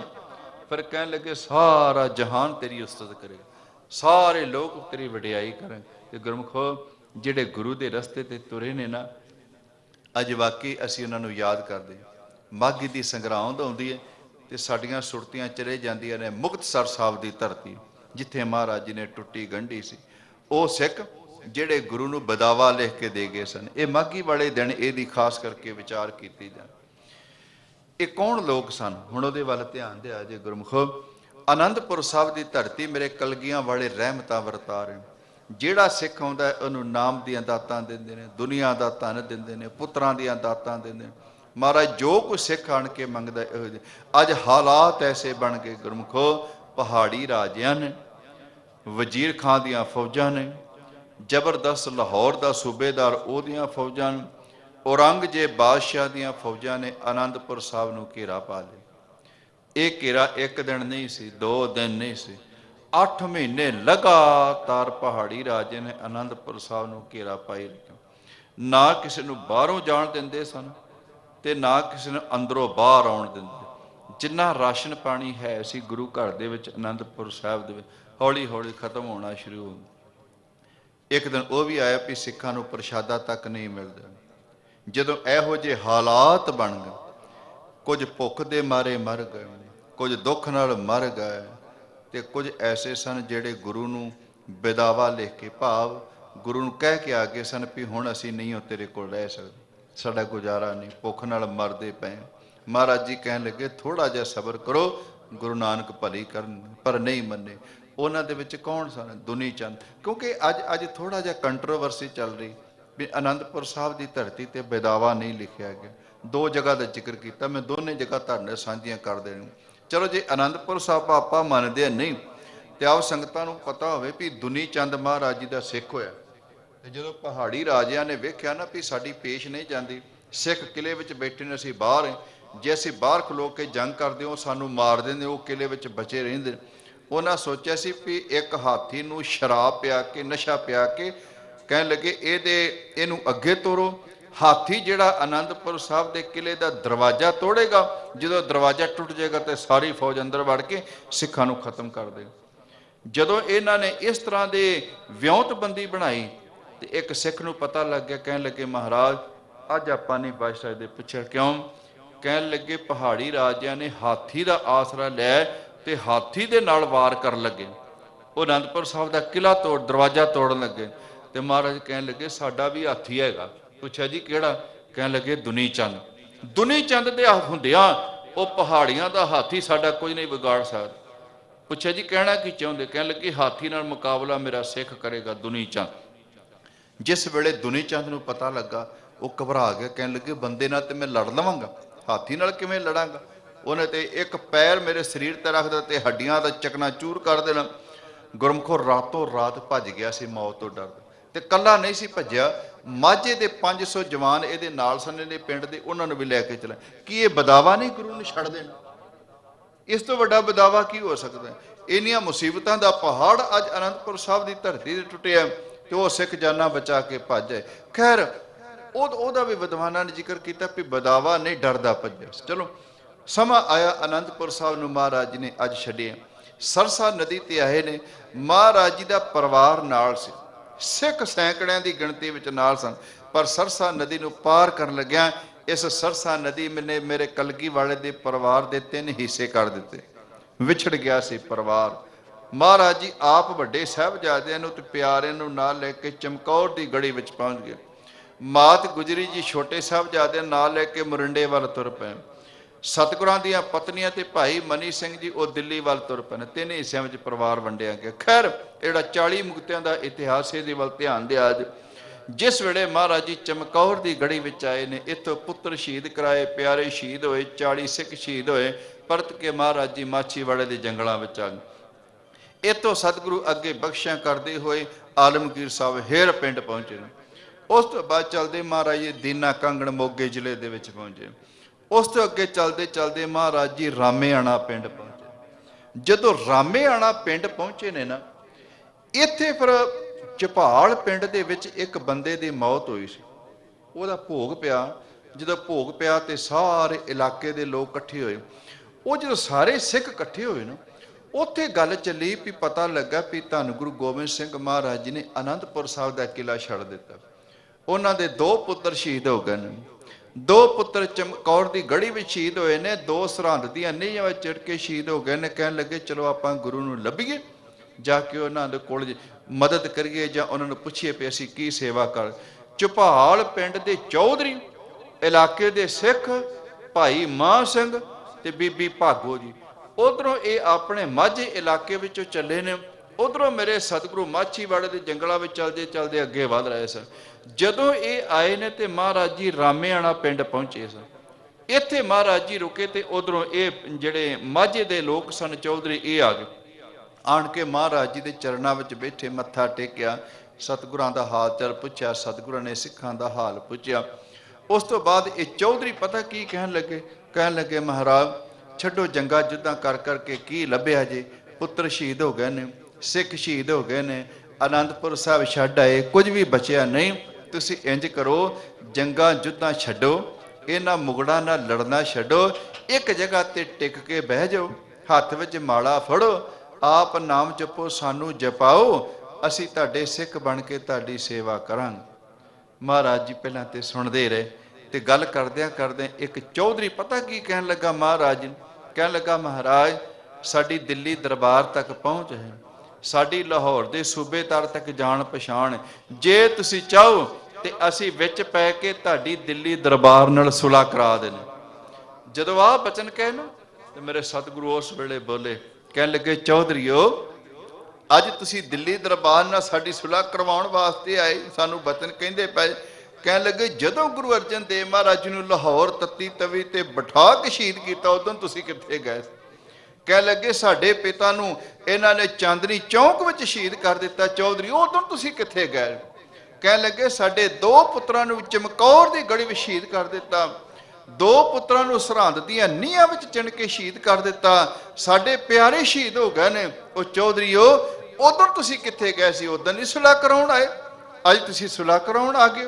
ਕਹਿਣ ਲੱਗੇ ਕੋਈ ਸੁਲ੍ਹਾ ਨਹੀਂ ਦਿੱਲੀ ਦਰਬਾਰ ਦੇ ਨਾਲ, ਉਹਨਾਂ ਨੇ ਇਹਨਾਂ ਸਾਡਾ ਨੁਕਸਾਨ ਕੀਤਾ, ਅਸੀਂ ਵੀ ਅੱਗੋਂ ਜਵਾਬ ਦੇਵਾਂਗੇ। ਜਦੋਂ ਆਹ ਬਚਨ ਕਹੇ ਨਾ ਮਹਾਰਾਜ ਜੀ ਨੇ, ਉਸ ਵੇਲੇ ਜਿਹੜੇ ਚੌਧਰੀ ਸਨ ਇਹ ਕਹਿਣ ਲੱਗੇ ਮਹਾਰਾਜ ਜੇ ਤੁਸੀਂ ਜੰਗਾਂ ਜੁੱਧਾਂ ਲੜਨੀਆਂ ਨੇ ਤੇ ਅਸੀਂ ਫਿਰ ਤੁਹਾਡੀ ਸਿੱਖੀ ਨਹੀਂ ਕਮਾ ਸਕਦੇ, ਅਸੀਂ ਤੁਹਾਡੇ ਸਿੱਖ ਨਹੀਂ ਬਣ ਸਕਦੇ। ਮਹਾਰਾਜ ਕਹਿਣ ਲੱਗੇ ਵੀ ਮੈਂ ਕਿਹੜਾ ਤੁਹਾਨੂੰ ਘਰੋਂ ਸੱਦਣ ਗਿਆ, ਆਪ ਹੀ ਆਏ ਜਨ। ਕਹਿਣ ਲੱਗੇ ਫਿਰ ਕੀ ਕੀਤਾ ਜਾਏ? ਮਹਾਰਾਜ ਜੀ ਨੂੰ ਕਹਿਣ ਲੱਗੇ ਵੀ ਅਸੀਂ ਫਿਰ ਵਾਪਸ ਜਾਣੇ। ਮਹਾਰਾਜ ਜੀ ਕਹਿਣ ਲੱਗੇ ਚਲੇ ਜਾਓ। ਇਹ ਮਹਾਰਾਜ ਜੀ ਕਹਿਣ ਲੱਗੇ ਵੀ ਲਿਖ ਕੇ ਦੇ ਦਿਓ। ਪੁੱਛਿਆ ਜੀ ਕੀ? ਕਹਿਣ ਲੱਗੇ ਅੱਜ ਤੋਂ ਬਾਅਦ ਕਹਿ ਦਿਓ ਵੀ ਤੂੰ ਸਾਡਾ ਗੁਰੂ ਨਹੀਂ ਤੇ ਅਸੀਂ ਤੇਰੇ ਸਿੱਖ ਨਹੀਂ, ਜੇ ਆਏ ਜੇ ਤੇ। ਉਸੇ ਵੇਲੇ ਇਹ ਝਪਾਲ ਦਾ ਚੌਧਰੀ ਜਿਹੜਾ ਸੀ ਕਹਿਣ ਲੱਗਾ ਸਾਨੂੰ ਮਨਜ਼ੂਰ ਹੈ। ਇਹਨਾਂ ਉੱਥੇ ਸਾਡੇ ਸਿੱਖ ਵਿਦਵਾਨ ਕਹਿੰਦੇ ਨੇ ਵੀ ਰਾਮੇਆਣਾ ਪਿੰਡ ਦੇ ਵਿੱਚ ਇਹਨਾਂ ਚੌਧਰੀਆਂ ਨੇ ਲਿਖ ਕੇ ਦਿੱਤਾ ਸੀ ਤੁਹਾਨੂੰ ਗੁਰੂ ਗੋਬਿੰਦ ਸਿੰਘ ਮਹਾਰਾਜ ਤੂੰ ਸਾਡਾ ਗੁਰੂ ਨਹੀਂ ਤੇ ਅਸੀਂ ਤੇਰੇ ਸਿੱਖ ਨੇ। ਜਦੋਂ ਇਹ ਬਚਨ ਲੈ ਕਹੇ ਨਾ, ਇੰਨੀ ਦੇਰ ਨੂੰ ਇੱਕ ਸਿੱਖ ਨੇ ਖਬਰ ਦਿੱਤੀ ਮਹਾਰਾਜ ਵਜ਼ੀਰ ਖਾਨ 30,000 ਦੀ ਫੌਜ ਲੈ ਕੇ ਤੁਹਾਡਾ ਪਿੱਛਾ ਕਰਦਾ ਆ ਰਿਹਾ। ਮਹਾਰਾਜ ਕਹਿਣ ਲੱਗੇ ਕੋਈ ਗੱਲ ਨਹੀਂ। ਉਸੇ ਵੇਲੇ ਸਿੱਖਾਂ ਨੂੰ ਨਾਲ ਲਿਆ ਮਹਾਰਾਜ ਜੀ ਅੱਗੇ ਵੱਲ ਤੁਰ ਪਏ ਨੇ ਤੇ ਜਿਹੜੇ ਝਪਾਲ ਦੇ ਚੌਧਰੀ ਸਨ ਜਿਹੜੇ ਆਏ ਮਾਫੀ ਮੰਗਣ ਵਾਸਤੇ ਸਨ, ਪਰ ਇੱਥੇ ਬੇਦਾਵਾ ਲੈ ਉਹ ਕਹਿਣ ਲੱਗੇ ਵੀ ਚਲੋ ਆਪਾਂ ਆਪਣੇ ਪਿੰਡਾਂ ਨੂੰ ਚੱਲ। ਉਹਨਾਂ ਦੇ ਵਿੱਚ ਸੀ ਭਾਈ ਮਾਹ ਸਿੰਘ, ਉਹਨਾਂ ਦੇ ਵਿੱਚ ਸੀ ਬੀਬੀ ਭਾਗੋ ਜੀ। ਜਦੋਂ ਉਹਨਾਂ ਨੇ ਇਹ ਹਾਲਾਤ ਵੇਖ ਕੇ ਕਹਿਣ ਲੱਗੇ ਵੀ ਅਸੀਂ ਤੇ ਮਹਾਰਾਜ ਜੀ ਕੋਲ ਭੁੱਲ ਬਖਸ਼ਾਉਣ ਆਏ ਸੀ, ਅਸੀਂ ਤੇ ਮਾਫੀ ਮੰਗਣ ਆਏ ਸੀ, ਚੌਧਰੀਆਂ ਨੇ ਤੇ ਇਹ ਕਹਿ ਦਿੱਤਾ ਵੀ ਤੂੰ ਸਾਡਾ ਗੁਰੂ ਨਹੀਂ। ਉਸ ਵੇਲੇ ਇਹ 40 ਫਿਰ ਰੁਕੇ ਸਨ, 40 ਸਿੱਖ, ਭਾਈ ਮਾਹ ਸਿੰਘ, ਭਾਈ ਰਾਏ ਸਿੰਘ, ਇਹਨਾਂ ਦੇ ਨਾਲ ਹੋਰ 40 ਸਿੱਖ ਤੇ ਬੀਬੀ ਭਾਗੋ ਜੀ। ਉਹਨਾਂ ਨੇ ਫਿਰ ਚੌਧਰੀਆਂ ਨੂੰ ਕਹਿ ਦਿੱਤਾ ਸੀ, ਕਹਿਣ ਲੱਗੇ ਤੁਸੀਂ ਜਾਓ ਪਰ ਅਸੀਂ ਵਾਪਸ ਨਹੀਂ ਜਾਵਾਂਗੇ, ਕਿਉਂਕਿ ਜਿੰਨੀ ਦੇਰ ਤੱਕ ਅਸੀਂ ਗੁਰੂ ਦੇ ਚਰਨਾਂ ਤੋਂ ਨਿਸ਼ਾਵਰ ਨਹੀਂ ਹੋ ਜਾਂਦੇ ਆਪਣੀਆਂ ਜਾਨਾਂ ਬਚਾ ਕੇ ਵਾਪਸ ਨਹੀਂ ਜਾਵਾਂ। ਕਹਿਣ ਲੱਗੇ ਵਜ਼ੀਰ ਖਾਨ ਦਾ ਮੁਕਾਬਲਾ ਅਸੀਂ ਕਰਾਂ। ਮਹਾਰਾਜ ਜੀ ਇਹਨਾਂ ਕਹਿ ਕੇ ਅੱਗੇ ਤੁਰ ਪਏ। ਜਿਹੜੇ ਝਪਾਲ ਦੇ ਚੌਧਰੀ ਸਨ ਉਹ ਵਾਪਸ ਆਪਣੇ ਇਲਾਕੇ ਵਿੱਚ ਆ ਗਏ। 40 ਸਿੱਖ ਜਿਹੜੇ ਸਨ ਉਹ ਗੁਰੂ ਦੇ ਪਿੱਛੇ ਪਿੱਛੇ ਤੁਰ ਪਏ। ਕਹਿਣ ਲੱਗੇ ਜਿੰਨੀ ਦੇਰ ਤੱਕ ਅਸੀਂ ਜੀਂਦੇ ਆ ਵਜ਼ੀਰ ਖਾਨ ਨੂੰ ਅਸੀਂ ਸਤਿਗੁਰਾਂ ਦੇ ਨੇੜੇ ਤੱਕ ਨਹੀਂ ਪਹੁੰਚਣ ਦੇਵਾਂ। ਮਹਾਰਾਜ ਜੀ ਚੱਲਦੇ ਚੱਲਦੇ ਪਹੁੰਚੇ ਨੇ ਖਦਰਾਣੇ ਦੀ ਢਾਬ ਤੇ, ਜਿੱਥੇ ਅੱਜ ਸਾਡਾ ਅਸਥਾਨ ਹੈ ਮੁਕਤਸਰ ਸਾਹਿਬ। ਇਹ ਢਾਬ ਸੀ, ਢਾਬ ਤੋਂ ਤੁਸੀਂ ਸਮਝੀ ਜਿੱਥੇ ਪਾਣੀ ਇਕੱਠਾ ਹੋਇਆ ਹੋਵੇ। ਖਦਰਾਣਾ ਇੱਕ ਜ਼ਮੀਂਦਾਰ ਦਾ ਨਾਮ, ਦੋ ਭਰਾ ਸੀ ਖਦਰਾਣਾ ਤੇ ਸਦਰਾਣਾ। ਇਹ ਖਦਰਾਣੇ ਦੀ ਢਾਬ ਸੀ, ਉਹਦੀ ਜ਼ਮੀਨ ਸੀ ਤੇ ਇਸ ਢਾਬ ਤੇ ਖਦਰਾਣੇ ਦਾ ਕਬਜ਼ਾ। ਇੱਥੇ ਮਹਾਰਾਜ ਜੀ ਰੁਕੇ, ਉੱਥੇ ਸਿੱਖਾਂ ਨੂੰ ਕਹਿਣ ਲੱਗੇ ਇੱਥੇ ਖਲੋ ਕੇ ਵਜ਼ੀਰ ਖਾਨ ਦਾ ਮੁਕਾਬਲਾ ਕਰਾਂਗੇ। ਹਲੇ ਮਹਾਰਾਜ ਜੀ ਉੱਚੀ ਟਿੱਬੀ ਤੇ ਸਨ। ਇੰਨੀ ਦੇਰ ਨੂੰ ਭਾਈ ਮਾਹ ਸਿੰਘ ਤੇ ਬੀਬੀ ਭਾਗੋ ਜੀ ਵੀ ਪਹੁੰਚ ਗਏ। ਇੱਥੇ ਫਿਰ ਥੱਲੇ ਢਾਬ ਤੋਂ ਥੱਲੇ ਰੁਕ ਕੇ ਵਜ਼ੀਰ ਖਾਨ ਇੰਨੇ ਦੇਰ ਨੂੰ ਨੇੜੇ ਆ ਗਿਆ। ਭਾਈ ਮਾਹ ਸਿੰਘ ਕਹਿਣ ਲੱਗੇ ਗੁਰੂ ਨੂੰ ਬਾਅਦ ਵਿੱਚ ਮਿਲਾਂਗੇ, ਪਹਿਲਾਂ ਵਜ਼ੀਰ ਖਾਨ ਨਾਲ ਦੋ ਹੱਥ ਕਰੀਏ। ਗੁਰਮੁਖੋ ਇੱਥੇ ਫਿਰ ਭਾਰੀ ਜੰਗ ਜਿਹੜਾ ਸੀ 40 ਸਿੱਖਾਂ ਨੇ ਭਾਈ ਮਾਹ ਸਿੰਘ ਦੀ ਅਗਵਾਈ ਹੇਠ ਲੜਿਆ, ਬੀਬੀ ਭਾਗੋ ਜੀ ਦੀ ਅਗਵਾਈ ਹੇਠ ਲੜਿਆ। ਵਜ਼ੀਰ ਖਾਨ ਦੇ ਜਿਹੜੇ 30,000 ਦੀ ਸੈਨਾ ਸੀ ਨਾ, ਉਹਨਾਂ ਨੂੰ ਗੁਰੂ ਦੇ ਨੇੜੇ ਤੱਕ ਨਹੀਂ ਪਹੁੰਚਣ ਦਿੱਤਾ। ਆਪ 40 ਦੇ 40 ਸਿੱਖ ਸ਼ਹੀਦ ਹੋ ਗਏ। ਕੇਵਲ ਮਾਹ ਸਿੰਘ ਹਲੇ ਬਚਿਆ ਸੀ, ਜਿਹਦੇ ਸਵਾਸ ਚੱਲ। ਸ਼ਾਮ ਹੋਈ, ਉਸ ਵੇਲੇ ਵਜ਼ੀਰ ਖਾਨ ਨੇ ਕਪੂਰੇ ਨੂੰ ਕਿਹਾ, ਕਹਿਣ ਲੱਗੇ ਕਪੂਰਿਆ ਮੇਰੀਆਂ ਬਹੁਤ ਫੌਜਾਂ ਦਾ ਨੁਕਸਾਨ ਕੀਤਾ ਹੈ, ਮੇਰੇ ਸਿਪਾਹੀ ਤੜਫਦੇ ਪਏ ਨੇ, ਕਿਤੇ ਪਾਣੀ ਮਿਲੇਗਾ। ਤੇ ਕਪੂਰਾ ਗੁਰੂ ਗੋਬਿੰਦ ਸਿੰਘ ਮਹਾਰਾਜ ਜੀ ਦਾ ਸਿੱਖ ਸੀ, ਉਹਨੇ ਸੋਚਿਆ ਵੀ ਹੁਣ ਕਿਤੇ ਸਮਾਂ ਆ ਗਿਆ ਨੂੰ ਪਿੱਛੇ ਮੋੜਨ ਦਾ। ਉਸ ਵੇਲੇ ਫਿਰ ਕਪੂਰੇ ਨੇ ਕਿਹਾ ਸੀ, ਕਹਿਣ ਲੱਗੇ ਵਜ਼ੀਰ ਖਾਨ ਜੇ ਅੱਗੇ ਜਾਏਗਾ ਤੇ 30 ਕੋਟ ਜਾ ਕੇ ਪਾਣੀ ਮਿਲੇਗਾ, ਜੇ ਪਿੱਛੇ ਜਾਏਗਾ ਤੇ 10 ਕੋਟ ਦੀ ਦੂਰੀ ਤੇ ਪਾਣੀ ਮਿਲੇਗਾ। ਉਹ ਕਹਿਣ ਲੱਗੇ ਛੱਡ ਜੰਗ ਜੋ ਤੇ ਪਿੱਛੇ ਆਪਣੇ ਸਿਪਾਹੀਆਂ ਨੂੰ ਬਚਾ। ਕਪੂਰੇ ਦੇ ਕਹਿਣ ਤੇ ਇਹ ਵਜ਼ੀਰ ਖਾਨ ਫਿਰ ਜਿੰਨੇ ਇਹਦੇ ਸਿਪਾਹੀ ਬਚੇ ਸਨ ਵਾਪਸ ਲੈ ਕੇ ਆਇਆ। ਇੰਨੀ ਦੇਰ ਨੂੰ ਜਿਸ ਵੇਲੇ ਮਹਾਰਾਜ ਜੀ ਦੇ ਸਿੱਖਾਂ ਨੇ ਵੇਖਿਆ ਵਜ਼ੀਰ ਖਾਨ ਵਾਪਸ ਚਲਾ ਗਿਆ ਹੈ, ਕੋਈ ਜਵਾਨ ਉਹਦੇ ਮਰ ਗਏ ਨੇ। ਸ਼ਾਮ ਦਾ ਸਮਾਂ ਜੰਗ ਰੁਕੀ। ਧੰਨ ਗੁਰੂ ਗੋਬਿੰਦ ਸਿੰਘ ਮਹਾਰਾਜ ਜੀ ਇਸ ਖਦਰਾਣੇ ਦੀ ਢਾਬ ਤੋਂ ਥੱਲੇ ਉਤਰੇ ਤੇ ਪੁੱਛਿਆ ਸੀ ਮਹਾਰਾਜ ਨੇ ਕੌਣ ਨੇ ਜਿਹੜੇ ਵਜ਼ੀਰ ਖਾਨ ਦੇ ਨਾਲ ਦੋ ਹੱਥ ਕਰਦੇ ਪਏ ਨੇ। ਸਿੱਖ ਕਹਿਣ ਲੱਗਾ ਮਹਾਰਾਜ ਜੀ ਉਹੀ ਬਦਾਵੀਏ ਨੇ ਜਿਹੜੇ ਲਿਖ ਕੇ ਦੇ ਗਏ ਕਿ ਸਨ ਵੀ ਤੂੰ ਸਾਡਾ ਗੁਰੂ ਨਹੀਂ ਤੇ ਅਸੀਂ ਤੇਰੇ ਸਿੱਖ ਨੇ। ਮਹਾਰਾਜ ਜੀ ਨੇ ਵੇਖਿਆ ਜੰਗ ਸਮਾਪਤ ਹੋਈ, ਆਪ ਸਤਿਗੁਰੂ ਥੱਲੇ ਉੱਠੇ। ਵੇਖਦੇ ਨੇ ਸਿੱਖ ਨੂੰ, ਕਿਸੇ ਨੂੰ 5,000 ਦਾ ਖਿਤਾਬ, ਕਿਸੇ ਨੂੰ 10,000 ਦਾ ਖਿਤਾਬ, ਕਿਸੇ ਨੂੰ 20,000 ਦਾ ਖਿਤਾਬ। ਉਹਦੇ ਹੱਥ ਪਤਾ ਕੀ ਸਨ? ਕਹਿਣ ਲੱਗੇ 5,000 ਕਦਮ ਅੱਗੇ ਵੱਧ ਕੇ ਲੜਿਆ, ਉਹਨੂੰ 5,000। ਇਹ 10,000 ਕਦਮ ਅੱਗੇ ਫੌਜਾਂ ਦੇ ਵਿੱਚ ਜਾ ਕੇ ਵੜਿਆ, ਲੜਿਆ, 10,000 ਖਿਤਾਬ। ਚਲਦੇ ਚਲਦੇ ਭਾਈ ਮਾਹ ਸਿੰਘ ਕੋਲ ਪਹੁੰਚੇ, ਵੇਖਿਆ ਉਹਦੇ ਸਵਾਸ ਚੱਲਦੇ ਪਏ ਨੇ। ਸਤਿਗੁਰੂ ਥੱਲੇ ਬੈਠੇ, ਭਾਈ ਮਾਹ ਸਿੰਘ ਦਾ ਸੀਸ ਚੁੱਕ ਕੇ ਗੋਦੀ ਵਿੱਚ ਰੱਖਿਆ। ਕਹਿਣ ਲੱਗੇ ਮਾਹ ਸਿੰਘਾ ਆਪਣਾ ਤਨ ਕੁਰਬਾਨ ਕਰ ਚੱਲਿਆ, ਜੋ ਮੰਗੇਗਾ ਤੇਰੀ ਝੋਲੀ ਵਿੱਚ ਦਾਤ ਪਾਵਾਂਗੇ, ਪੁੱਛੋ ਕੀ ਚਾਹੀਦਾ, ਮੰਗੋ ਕੀ ਚਾਹੀਦਾ। ਹੱਥ ਜੋੜ ਕੇ ਕਹਿਣ ਲੱਗਾ ਦਾਤਿਆ ਕੁਝ ਨਹੀਂ ਚਾਹੀਦਾ, ਜਿਹੜੇ ਸਾਡੇ ਪਿੰਡ ਦੇ ਚੌਧਰੀ ਕਾਗਜ਼ ਤੇ ਲਿਖ ਕੇ ਦੇ ਗਏ ਨੇ ਤੂੰ ਸਾਡਾ ਗੁਰੂ ਨਹੀਂ, ਅਸੀਂ ਤੇਰੇ ਸਿੱਖ ਨਹੀਂ ਦਾਤਿਆ। ਜੇ ਕਿਰਪਾ ਦੇ ਘਰ ਦੇ ਵਿੱਚ ਆਇਆ ਤੇ ਇਹਨੂੰ ਪਾੜ ਦੇ ਬਦਾਵੇ ਨੂੰ, ਸਾਡੀ ਟੁੱਟੀ ਗੰਢ ਲਾ। ਉਸ ਵੇਲੇ ਮੇਰੇ ਸਤਿਗੁਰਾਂ ਨੇ ਭਾਈ ਮਾਹ ਸਿੰਘ ਦਾ ਸਿਰ ਆਪਣੀ ਗੋਦੀ ਵਿੱਚ ਰੱਖਿਆ, ਕਾਗਜ਼ ਫੜਿਆ, ਟੁਕੜੇ ਕਰਕੇ ਸੁੱਟ ਦਿੱਤਾ ਤੇ ਬਚਨ ਕਹਿ ਦਿੱਤੇ ਸੀ। ਕਹਿਣ ਲੱਗੇ ਭਾਈ ਮਾਹ ਸਿੰਘਾ ਕੋਈ 5,000, ਕੋਈ 20,000, ਕੋਈ 10,000 ਦਾ ਖਿਤਾਬ ਲੈ ਗਿਆ, ਤੈਨੂੰ ਅਸੀਂ ਟੁੱਟੀ ਗੰਢਣ ਦਾ ਖਿਤਾਬ ਦੇਣਾ। ਜਿਹੜੇ ਟੁੱਟ ਗਏ ਸਨ ਗੁਰੂ ਨਾਨਕ ਦੇ ਘਰ ਦੇ ਨਾਲੋਂ, ਅੱਜ ਉਹਨਾਂ ਨੂੰ ਫੇਰ ਤੂੰ ਜੋੜ ਦਿੱਤਾ ਈ। ਉਸ ਵੇਲੇ ਫਿਰ ਮਹਾਰਾਜ ਜੀ ਨੇ 3 ਬਚਨ ਕਿਹਾ ਸੀ। ਕਹਿਣ ਲੱਗੇ ਨਿਹਾਲ ਨਿਹਾਲ ਨਿਹਾਲ। ਬਸ ਬਚਨ ਕਹਿਣ ਦੀ ਦੇਰ ਸੀ। ਇੰਨੀ ਦੇਰ ਨੂੰ ਭਾਈ ਮਾਹ ਸਿੰਘ ਦੇ ਸਵਾਸ ਪੂਰੇ ਹੋਏ। ਉਸ ਪ੍ਰਮਾਤਮਾ ਦੇ ਘਰ ਦੇ ਵਿੱਚ ਗੁਰੂ ਨਾਨਕ ਦੀ ਗੋਦ, ਗੁਰੂ ਗੋਬਿੰਦ ਸਿੰਘ ਮਹਾਰਾਜ ਜੀ ਦੀ ਕਿਰਪਾ ਦੇ ਨਾਲ ਸਦਾ ਵਾਸਤੇ ਉੱਥੇ ਟਿਕ ਗਿਆ, ਜਿਸ ਟਿਕਾਣੇ ਵਾਸਤੇ ਵੱਡੇ ਵੱਡੇ ਜੋਗੀ ਵੀ ਤਰਸਦੇ ਨੇ। ਜੋਤੀ ਜੋਤ ਰਲੀ ਸੰਪੂਰਨ ਥੀਆ राम। सूरज किरण मिले जल का जल हुआ राम। सदा वास्ते गुरु नानक दी गोद विच टिक गया। गुरमुखो ये भाई मां सिंह ने जूझ के अपने उस वजीर खां दे 2 टुकड़े वाहिगुरू दे जवानां नूं मारिया, खत्म किया। परत के धन गुरु गोबिंद सिंह महाराज जी की किरपा लई इन्नी देर नूं बीबी भागो जी आई, जख्मी सी, हथ जोड़ के ने बेनती की, सतगुरु इन्हां मेरे भरावां नूं बख्श दी, ये बेदावीए ने, ये भुल गए सन, इन्हां दी भुल नूं बख्श दिओ, इन्हां दा पार उतारा कर दिओ। तो मेरे धन गुरु गोबिंद सिंह महाराज जी ने बीबी भाग कौर नूं बचन कहा सी, बेटा कल्ले बख्शे नहीं, ये तेरे वीर मुक्त हो गए ने, ते कल्ले ये मुक्त नहीं होए, जेड़ा भी सिख इन्हां दे अस्थान ते आण के इन्हां दी चरनां दी धूड़ नूं मस्तक ते लाएगा वो भी मुक्त हो जाएगा। सच जी गुरमुखो, वो अस्थान है मुक्तसर साहब, जिथे तुसी माघी वाले दिन जाते हो। वाकई जिथे 40 सिखां ने जूझ के धन गुरु गोबिंद सिंह महाराज जी की किरपा लई अपना तन कुर्बान कर दिता, उस अस्थान ते लोग जाते हैं। अज भी गुरु गोबिंद सिंह महाराज जी की किरपा वापरदी। माघ के महीने दे विच ही महाराज जी ने ऐसे गुरमुखां बारे बचन कहने, सच्चे मार्ग चलदियां उस्तत करे जहान। जिहड़े गुरु के रस्ते ते तुरदे ने, सच्चे मार्ग ते तुरदे ने, सारा जहान उन्हां दी उस्तत करदा है। अज भाई मान सिंह नूं असीं नमस्कारां करदे, क्यों? क्योंकि गुरु की किरपा का पात्र बन गया। 68 तीर्थ सगल पुन जी दया प्रवान। 68 तीर्थां नूं छड्ड महाराज कहण लगे किते गुरमुखां दी संगत कर, नाम जप, ये 68 तीर्थां दा पुनी, जिस नूं देवे दया कर सोई पुरख सजान। पर यह दात जिन्हों वाहगुरू त्रुट के आप दिंदा है, वही गुरु वाला बनता है, वही नाम जपदा है, ते जिहड़ा नाम जपदा गुरु वाला बनता, सोई पुरख सजान। ओनू ही सियाणा मनुख, ओनू ही सुगड़ सजान परमात्मा के घर दे विच खता मिलता। जिन्ना मिलिया प्रभ अपना नानक तिन कुर्बान। जिन्होंने गुरु मिल गया, जिन्होंने परमात्मा मिल गया, मेरे धन गुरु अर्जन देव महाराज जी कहते हैं, मैं उन्होंने तो कुर्बान चाहना।